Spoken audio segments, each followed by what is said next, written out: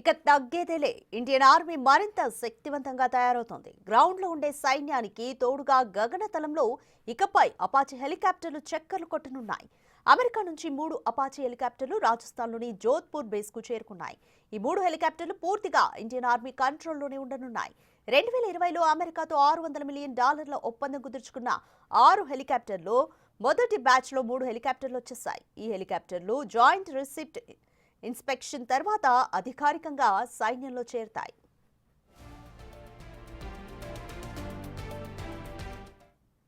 Apache హెలికాప్టర్లు ప్రపంచంలోనే అత్యంత అడ్వాన్స్డ్ గా పేరొందాయి.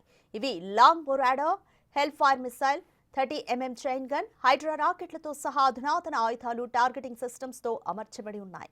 ఇవి రాత్రి పగలు అనే తేడా లేకుండా ప్రతికూల వాతావరణంలో కూడా లక్ష్యాలను గుర్తించి నాశనం చేయగలవు. ఈ హెలికాప్టర్లు పాకిస్తాన్ సరిహద్దు వెంబడి భారత సైన్యం యుద్ధ సామర్థ్యాలు గణనీయంగా పెంచుతాయి. గ్రౌండ్ ఫోర్సెస్ కు సమన్వయంగా ఎంతో యూస్ఫుల్ గా ఉంటాయి.